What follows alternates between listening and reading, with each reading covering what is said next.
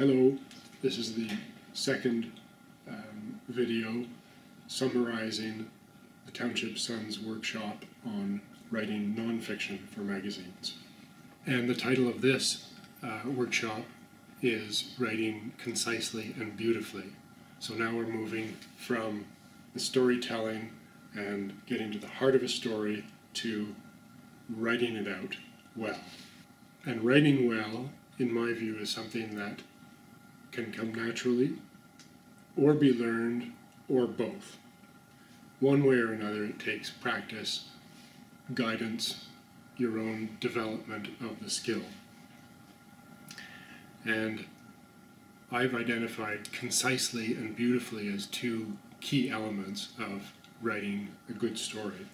Concisely, to me, means not going on too long. Reducing the number of words that you're writing, being as efficient with your language as possible so that you're maintaining the reader's interest, that you're getting to the point. And there are a lot of tips and techniques for doing this. And I would refer you to some of those resources, such as The Elements of Style by Strunk and White, such as the Canadian Style Guide, a former book guide, which was excellent, but is now found on the Government of Canada's website, the language portal, I believe it is. You might find it under Termium. And there are a lot of tips on and examples, specific examples of how you can shorten what you're writing and write it in plain language, another element of being concise and clear. On the topic of writing beautifully, this is something more subjective. For different people, it means different things. For me, it has to do with, yes, being concise, but also being even musical, having rhythm to the way you're writing. And most importantly, it has your own voice. Your own voice is coming through, your interests. What is important is showing even indirectly in your writing.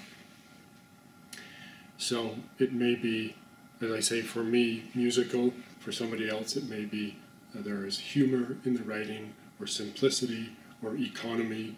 When you think of Ernest Hemingway, for example, very economical in his language. In the content, again, it is your own passions are showing through.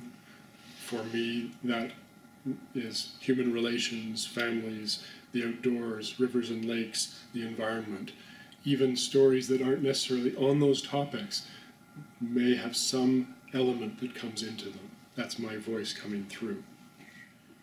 And then the poetry of language, metaphors and similes, and drawing on the five senses, using an active voice in your writing. Instead of, there was a thunderstorm in our town last night, thunder and lightning hit our town last night. The active voice. So in trying to achieve a well-written story, think of writing it concisely, go back and edit your work, cut down as much as you can, take out what isn't necessary to the heart of the story, and think of the beauty of your language, the beauty of the way you've told the story. Does this flow the way you want it to? Does this tell the story that you want it to? Take time to go back and work on that story. That will produce the well-written story, is working on it, editing, and getting other people's input. So in the next session, we'll look at linking that story to the larger web of our lives.